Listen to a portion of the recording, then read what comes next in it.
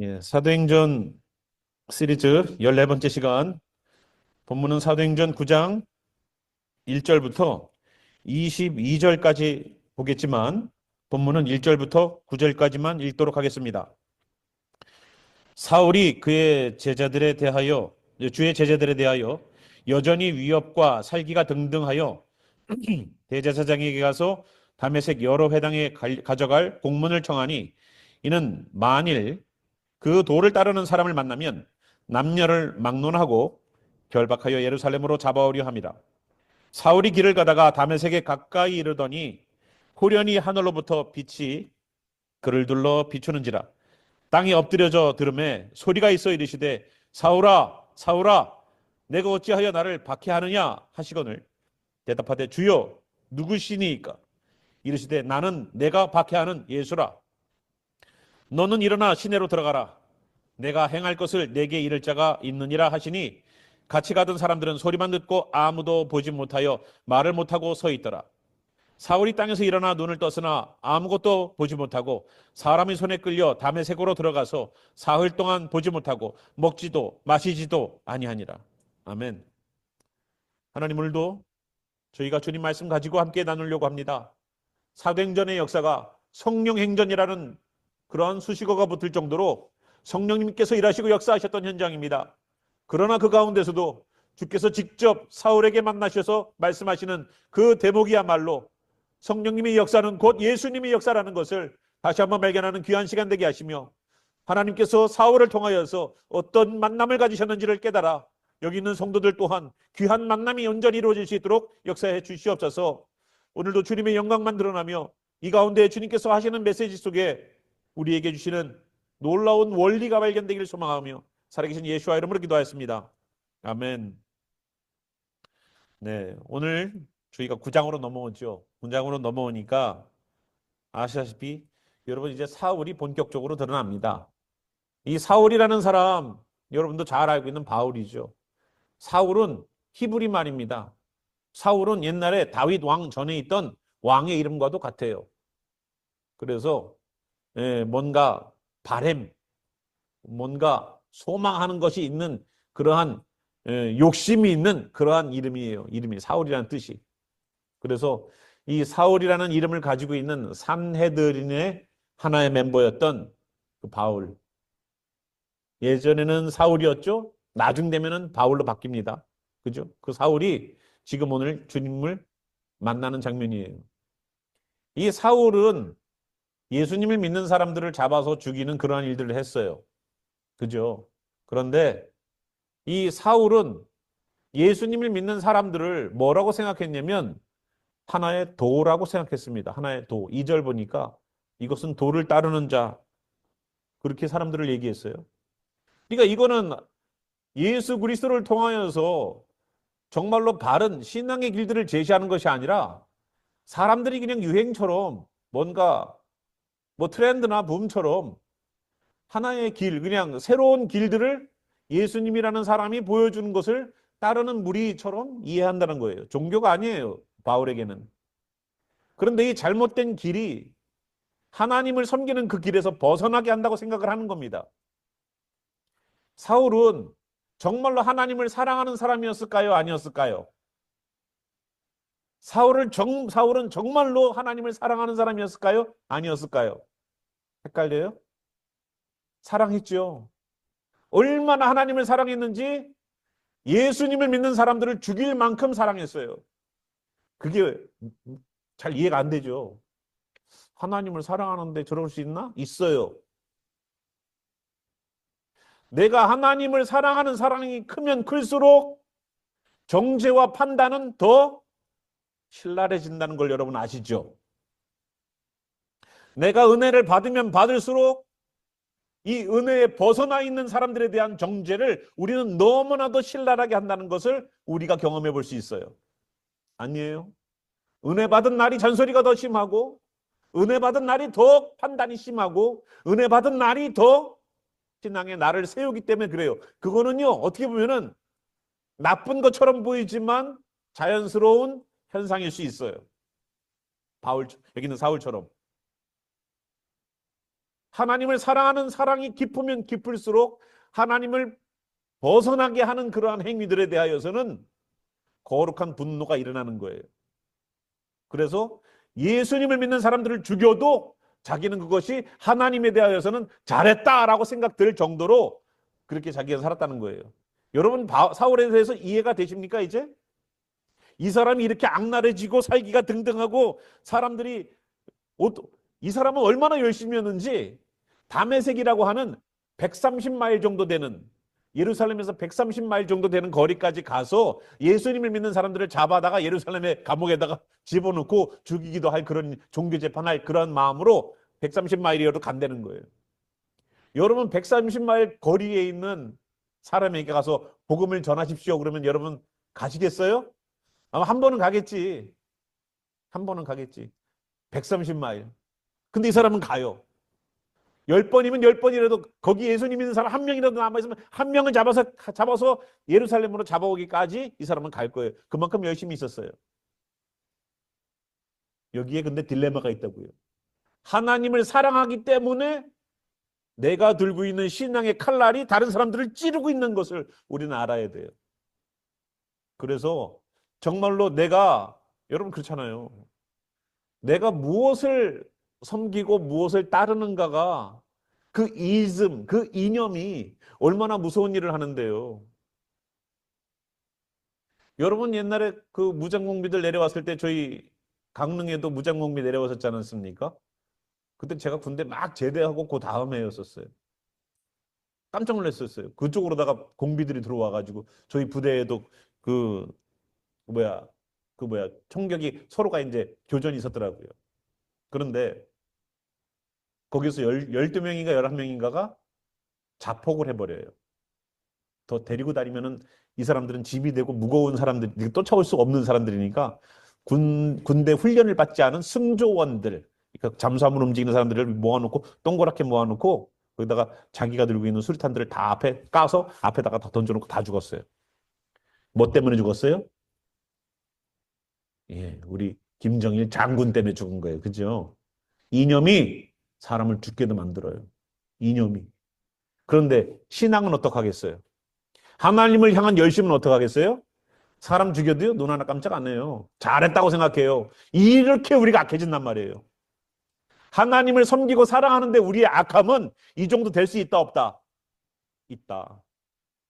있다. 참 이해가 안 되는 부분이 있죠. 하나님을 사랑하고 하나님을 따르는 사람이 어떻게 저렇게 악할 수 있을까? 그게 종교라는 틀 가운데에 들어가 있으면 그렇게 돼요. 돼요. 사울? 저는 충분히 이해가 돼요. 아마 여러분 가정에서도 충분히 그런 일들이 벌어지지 않을까요? 은혜 받은 날에 잔소리가 더 심하지 않아요? 은혜 받은 날에 말씀이 좋은 날에는 여러분 예배를 잘 드리고 온 날에는 좀 더 우리에 대한 어떠한 느슨한 신앙인들에 대한 평가와 판단과 정죄가 심하지 않아요? 일어날 수 있는 일이라고요. 여기 있는 사울을 보면. 그래서 이 사람도 그런 착각 속에 살았어요. 내가 예수님 믿는 사람들을 잡아서 죽이는 것은 하나님이 너무 기뻐하시는 일이야. 나는 하나님을 기쁘게 하는 자야. 라고 생각을 했단 말이에요. 그런데 그랬어요, 안 그랬어요? 아니었었어요. 아니었었어요. 예수님 만나자마자 하신 소리가 있었어요. 네가 나를 왜 박해하느냐? 네가 나를 왜 박해하느냐? 예수님 믿는 사람들을 잡아서 죽이는 그 일을 하나님은 기뻐하시지라고 생각했는데 그것은 예수에 대한 박해였더라고요. 예수님에 대한 박해였어요. 그러니까 믿는 자에 대하여서 우리가 함부로 평가하는 것은 곧 예수님과 하나님에 대한 박해고 저항이고 저주고 대항이라는 것을 우리는 알아야 돼요.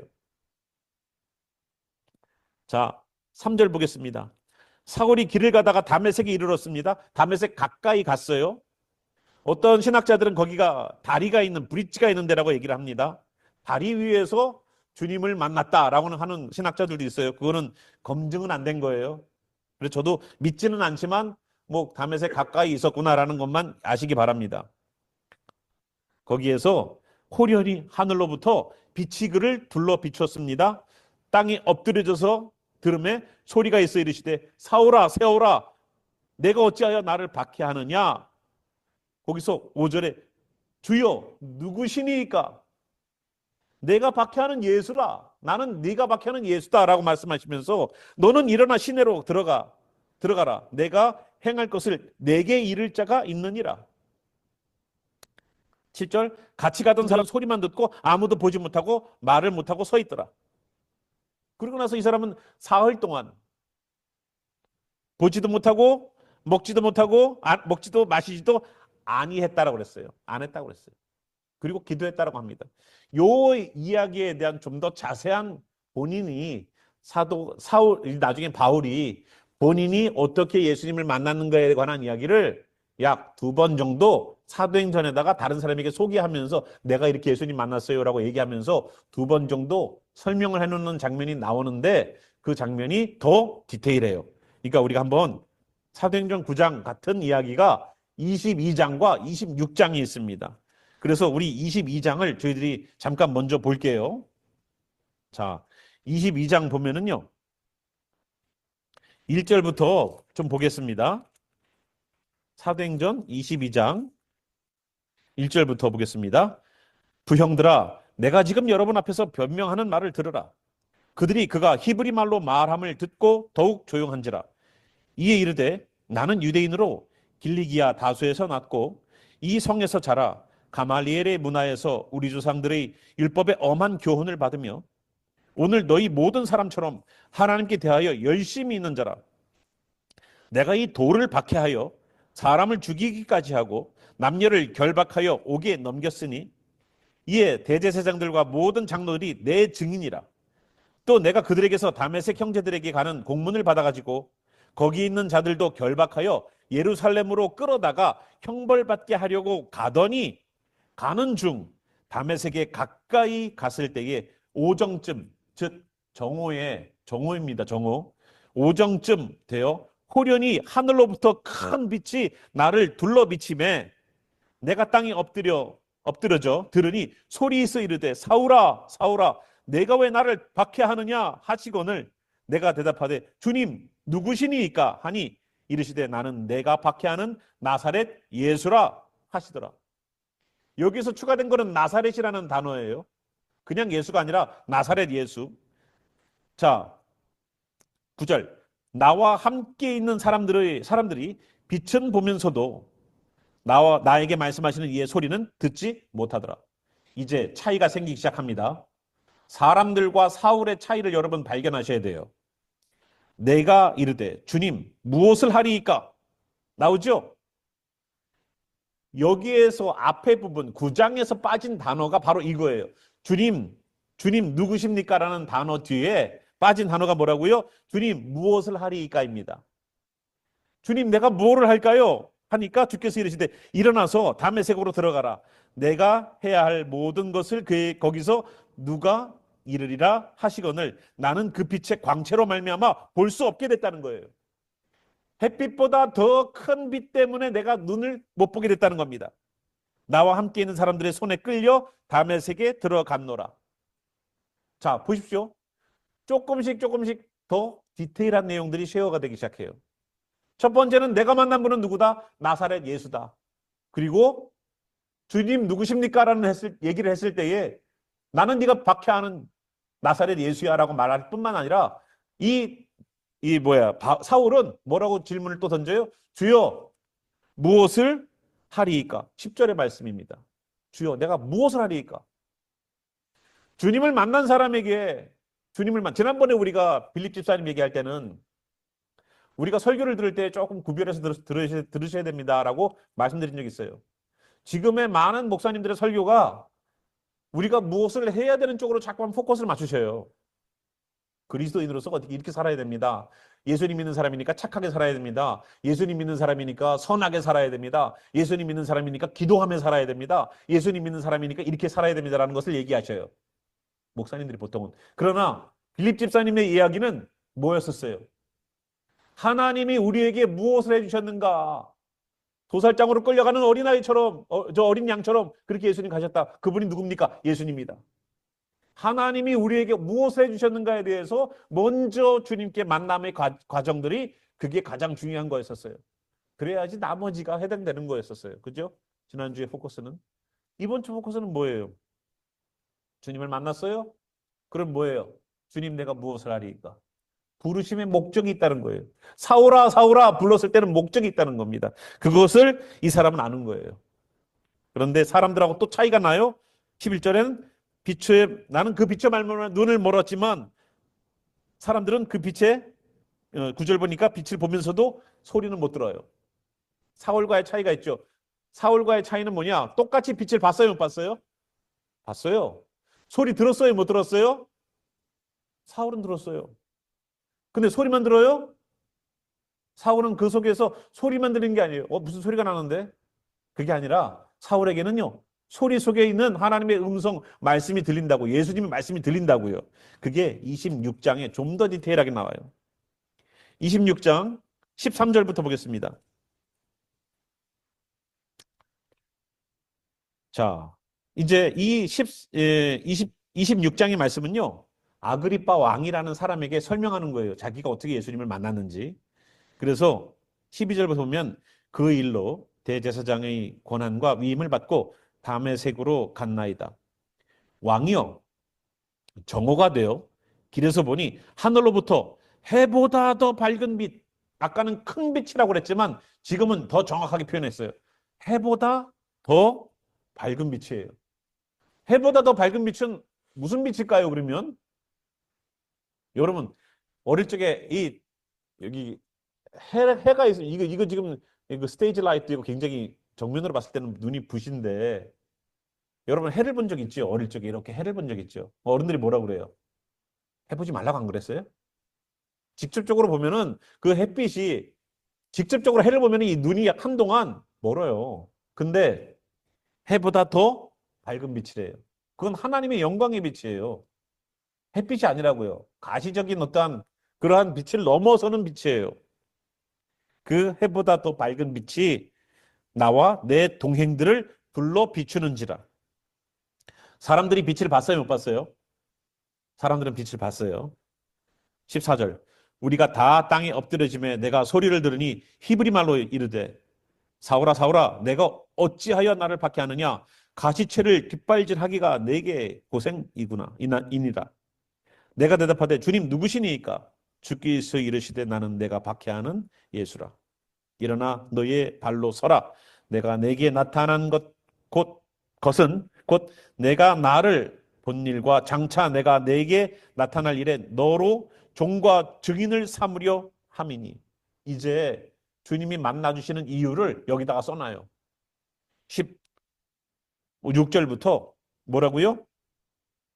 내가 나를 본 일, 지금 만난 이 일과 장차 내가 내게 나타낼 일에 너로 종과 증인을 삼으려 한다는 거예요. 그죠? 뭐를 삼는다고요? 종과 증인. 17절. 이스라엘과 이방인들에게서 내가 너를 구원하여 그들에게 보낸다는 겁니다. 이스라엘과 이방인들에게서 내가 너를 구원하여 그들에게 보낸다는 거예요. 이스라엘에게도 보내고 이방인들에게도 보내고. 18절.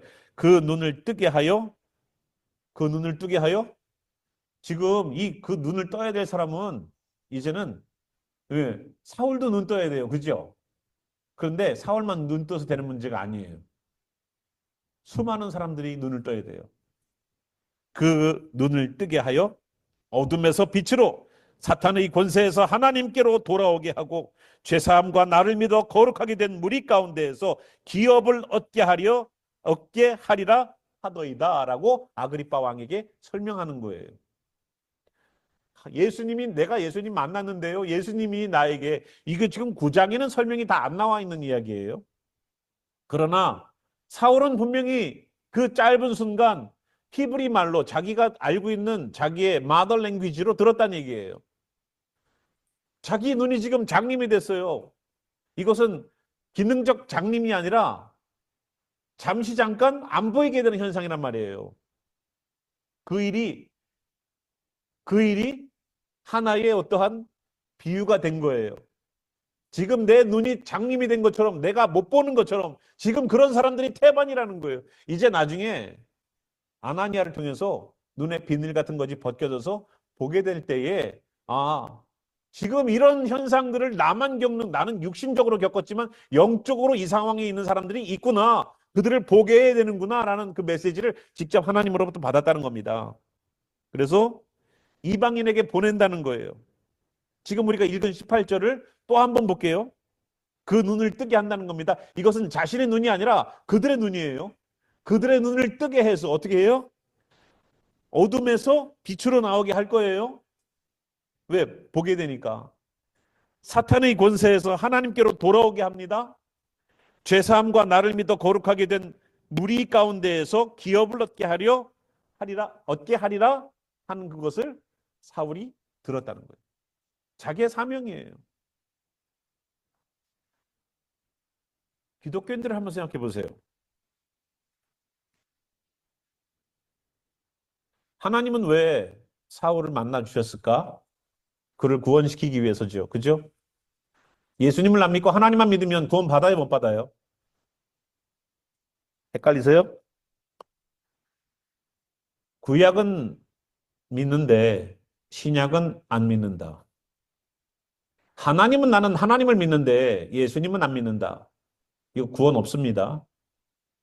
예수님을 통해서 하나님께 간다고 예수님 분명히 말씀하셨어요. 나로 말미암지 않고는 아버지께로 갈 자가 없습니다.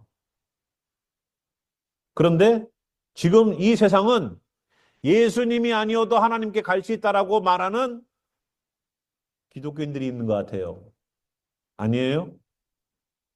무엇을 믿어도 정성스럽게 착하게 선하게만 믿으면 하나님 나라 갈 수 있어라고 거짓된 거짓 선지자들이 너무나도 기독교 안에 많아요.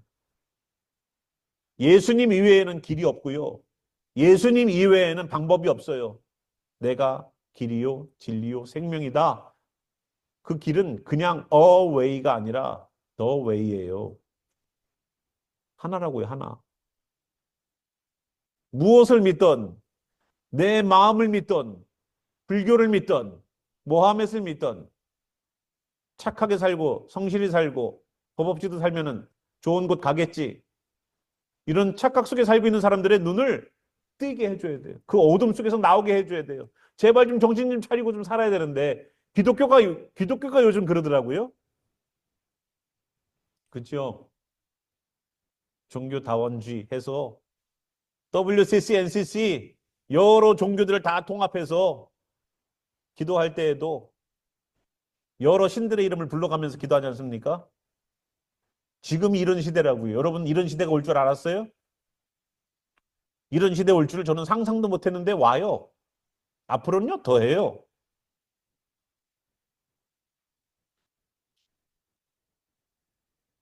여기 있는 어두움 가운데 빛으로 나오게 하는 그 일들 사울에게 감당시키셨어요. 똑같이 이 사람들도 빛을 경험했고 많은 그리스도인들이 이 사울이 같이 갔던 사람들처럼 빛을 경험하고 소리는 들었지만 그 가운데 있는 말소리는 듣지 못했어요. 사람들은 두려워서 땅바닥에 엎드려졌어요. 그래도 사명이라고 말하고 있는 여기 사울에게 말씀하시는 이 사명을 받은 사람 한 명도 없어요. 그죠? 교회가 그렇다고요. 교회가. 교회 와서 빛 대신 예수 그리스도를 만났어요. 그리고 놀라운 일들을 경험했어요. 엄청난 어떠한 두려움 가운데 사람들은 땅에 엎드렸다고 그랬어요. 그럼에도 불구하고 사명을 받은 사람들은 사울 하나예요. 요즘 교회가 그렇더라고요. 예수님을 만나서 구원을 받았대요. 나 예수님 믿습니다. 저는 구원받았습니다. 그래요? 주님께서 하시는 놀라운 일들을 경험했어요. 그 두려움 때문에 주님을 경외하게 됐고 땅에 엎드려질 만큼 나는 두려움 가운데 놀라운 햇빛보다도 더 밝은 빛을 우리는 경험했어요. 사명 받으셨어요? 당신에게 사명이 있습니까? 라는 질문을 한번 드려봐야 돼요. 빛을 경험하는 사람들은 많더라고요. 주님의 놀라운 일들을 경험하는 사람들도 많더라고요. 그러면 내가 무엇을 해야 되는지에 대한 사명을 주님께 받은 사람들은 드물더라고요.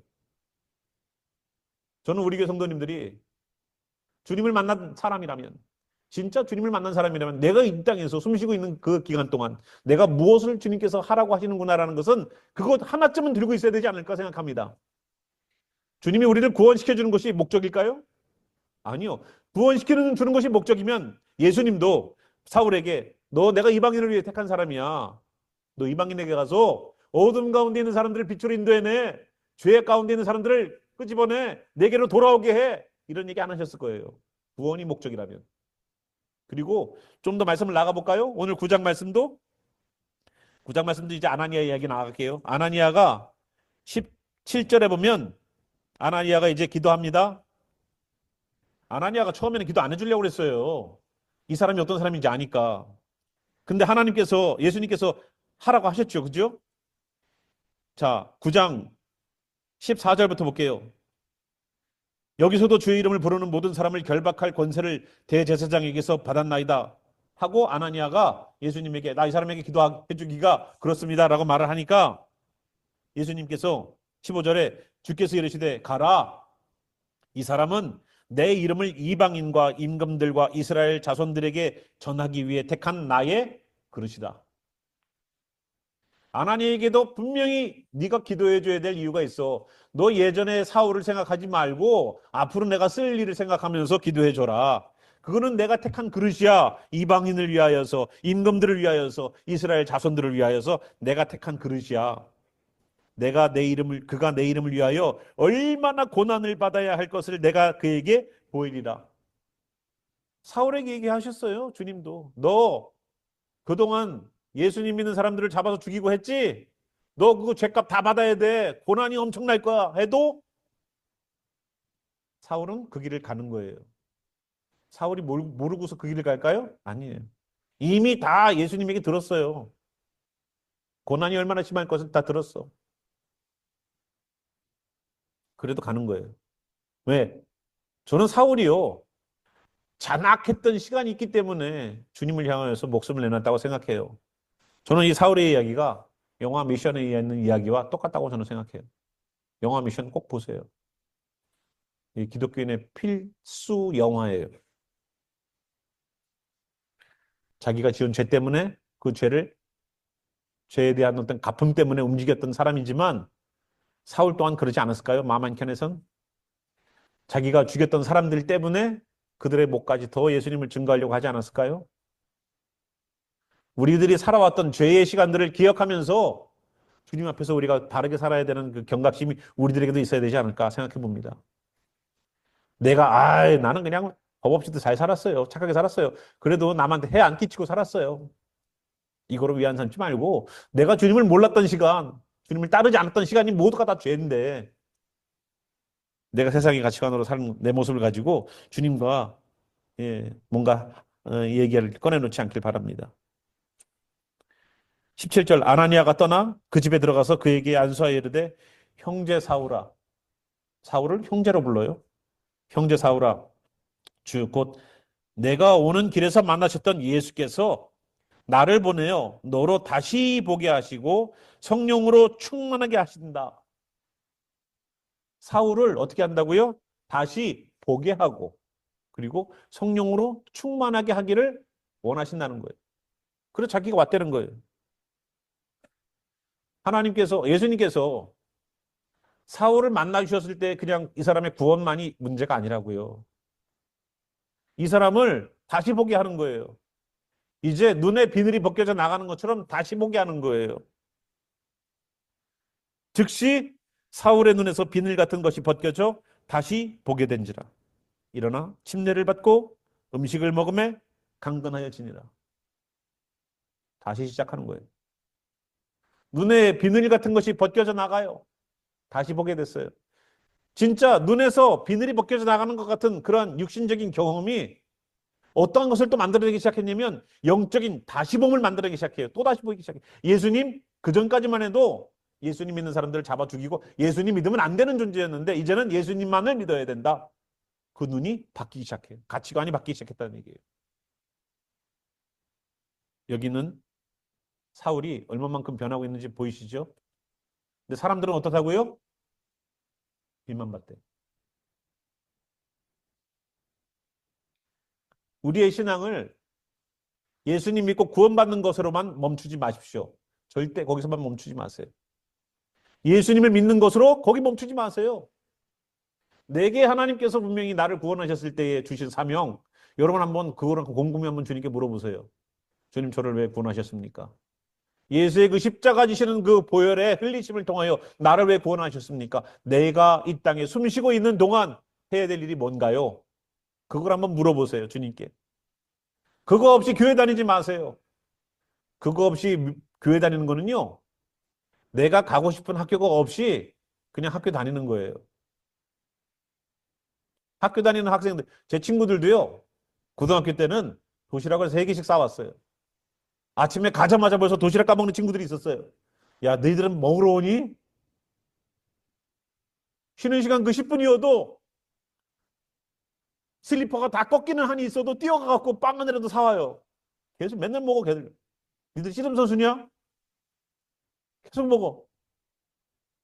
잘못했죠. 내가 가야 될 학교는 전혀 상관없어. 우리 아버지가 농사 지니까 난 농사 질 거야. 우리 아버지가 배 타시니까 아버지 따라서 배 탈 거야. 그냥 내 운명처럼 이미 정해져 있는 친구들은 그냥 공부를 아예 안 해요, 그냥 그렇게 하고 가는 거예요. 얼마나 안타까워요? 아, 그래? 야, 넌 야, 졸업하면 직장에서 좋겠다. 이래요? 지금이야 그럴 수도 있을 것 같아요. 근데 그렇지 않죠. 꿈이 없는 학생, 소망 없는 학생, 시간 채워서 고등학교 졸업장이라도 받아 나가야 되는 그런 학생. 그거 아니잖아요. 소망이라는 게 있잖아요. 우리에게 소망이라는 게. 아이가 태어났어요. 아이에게 소망을 안 둬요? 소망이 생기죠.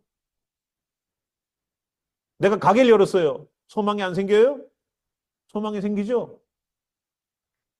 하물며 예수님을 믿게끔 만드는 그 일에 사울을 부르셨는데 하나님이 소망 없이 부르셨을까요? 그런데 빛만 본 사람들이 있더라고요. 여러분들 분명히 생각해 보세요. 하나님이 나를 왜 구원시키셨을까? 왜 예수님께서 나를 위해 죽으셨을까? 여러분이 들고 있는 형편과 사정을 들고서 주님 보지 말고 주님만 만나세요. 주님, 왜 나를 구원하셨나요? 주님, 내가 해야 될 사명은 뭔가요? 사울에게 분명히 미션을 주신 것처럼 주님, 내가 해야 될 미션은 뭔가요? 한번 생각해 보세요. 한 번이 아니라 분명히 여러분 하나씩은 들고 있으셔야 돼. 저에게도 사명이 이 지역에 있으니까 저를 이 지역에서 목회 시작하게 하신 거 아니겠습니까? 교회도 없었던 이 지역 아니에요? 제가 교회가 여기 있었으면 저희 여기 주저주저 했을지도 몰라요. 교회가 있었다면 정말로 다른 사람 터 위에 또다시 교회의 터를 세우는 것이 저는 가당치 않다고 생각하니까. 그래서 만약에 피치리 시리에 교회가 있었다면 저는 교회 세우는 것에 대하여서 기도를 해봤을 것 같아. 주저주저 했을지도 몰라요. 잠깐요. 기도 먼저 해보겠습니다. 제가 기도 없이 여기 왔다는 게 아니에요. 하지만 여기에 교회가 정말로 세워져야 되는가? 교회가 있는데? 라는 것에 대한 기도를 했었을 거랍니다. 했었을 거예요. 근데 교회가 없었잖아요. 그죠? 그런 복음이 증거돼야 되는 지역이죠. 저희가 여기에 교회가 세워졌는데 저는 그걸 저에게 주신 주님의 사명이라고 생각해요. 여러분들에게도 마찬가지예요. 주님 분명히 사명을 주실 겁니다. 사명 없이 예수님 믿는 사람은 없어요. 다 있어요. 우리가 관심이 없어서 그렇지. 주님 나를 왜 구원시키셨어요? 그리고 여기 있는 것처럼 주님 누구십니까? 라는 질문 다음에 주여 내가 무엇을 하리까? 하고 하는 것처럼 한번 그 질문을 던져보세요. 바울처럼. 그래서 빛 가운데에서만 있지 마시고 빛 가운데에서 사명도 받는 여러분들 되시기 바랍니다. 예, 함께 우리 일어나셔서 기도할까요?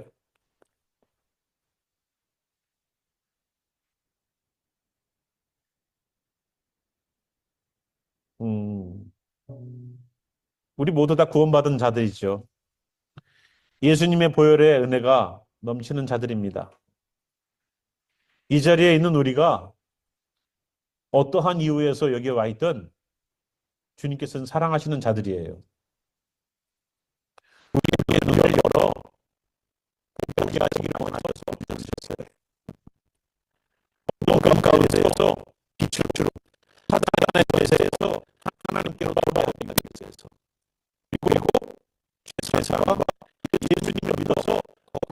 된 이 문화에 대해서 기업을 다시 하시기 위해서 우리를 구원시키셨어요. 사울에게 그 사명 주신 것, 사울에게만 주신 사명 아니에요. 우리에게도 분명히 주신 사명이 있어요. 나는 구원받았다. 나는 예수님 믿는 사람이다라고 말을 하면 그 예수님이 나를 구원하셨을 때에 나를 구원한 분명한 이유와 목적이 있습니다. 그거를 발견하는 시간이 되기를 바라요. 그거 없이 신앙생활하는 것은 목적지가 없이 항구를 떠난 배와 똑같습니다. 내비게이션도 없고 가야 될 항구도 없고 그냥 망망대해를 여기저기 휩쓸리다가 좌초돼 버릴 겁니다. 목적이 없으면 신앙은 좌초되게 돼 있어요. 오늘도 우리에게 분명하게 우리가 무엇을 해야 될지 주님 알려주십시오라고, 주님 내가 무엇을 해야 될까요 주님? 사울의 고백처럼 주님 내가 무엇을 하겠습니까? 하고 함께 우리 기도하는 시간 갖겠습니다. 함께 기도하겠습니다. 살아계신 하나님, 오늘도 예수 그리스도를 통하여서 예수님을 믿는 자도 아니고 예수님 믿는 사람을 잡아 죽이는 그 잔악한 놈도 주님 만나주셔서 사명을 부어주셨습니다. 주님, 여기 있는 하나님의 아들과 딸들에게도 구원만 있는 것이 아니라 햇빛보다 더 밝은 주님의 영광의 빛을 보는 것뿐만 아니라 이제 분명하게 누군가를 살리고 무엇인가를 해야 되는 주의 사명 또한 깨닫게 도와주시옵소서. 이 땅에 거저 만들어 놓는 물건이 없고 거저 만들어지는 사람은 없습니다. 하나님, 이 땅에 숨쉬고 태어났으면 하나님 그 거대한 하나님의 뜻과 꿈을 위하여서 우리를 사용하여 주시옵소서. 이 땅에 목적 없이 태어나는 사람이 없고 의미 없이 살아가는 인생이 없습니다. 주여, 하나님의 그 놀라운 계획과 꿈들이 다 우리에게 있는데 왜 우리는 하나님의 꿈과 계획들을 까맣게 잊은 채 내 꿈만 쫓아가고 있는지요? 주여, 다른 사람처럼 빛만 보고 끝나는 인생 되지 않게 하시고 울리는 소리 때문에 두려움으로 엎드려지는 것만이 아니라 정말로 우리에게 주신 내가 무엇을 해야 될지를 알려주시는 주님과의 만남이 있게 하시옵소서. 여기 있는 성도들 다 주님 내가 무엇을 하게 할까요? 사울이 던졌던 그 질문처럼 그 질문 들고 주님께 나아갈 겁니다. 주님 외면하지 마시고 사울에게도 말씀하셨듯이 여기 있는 성도들에게도 말씀해 주셔서 나는 네가 여기에 필요하단다. 나는 네가 여기에 일하기를 원한다. 나는 네가 이 부분을 이렇게 하기를 원한다는 주님의 사명 들고 다시 기쁜 마음으로 주의 사역 감당할 수 있는 주의 귀한 종들 될 수 있도록 역사해 주시옵소서. 하나님, 오늘도 그렇게 소망 가운데 살기를 소망하는 이들에게 하나님의 계획하심과 예수 그리스도의 음성을 듣게 하시는 그 만남의 역사를 주관하시는 주님의 역사와 성령님이 내주하시면서 성령의 충만함으로 주님의 일들을 감당하라고 하는 그 성령의 역사하심이 지금부터 영원히 주님 안에서 사명 발견하고 살아가기를 소망하는 이들에게, 우리가 숨거두는 그날까지 주님의 사명 감당하다 가도록 하기를 소망하는 이들에게 영원히 함께 계시기를 살아계신 예수와 이름으로 축원하며 기도합니다. 아멘.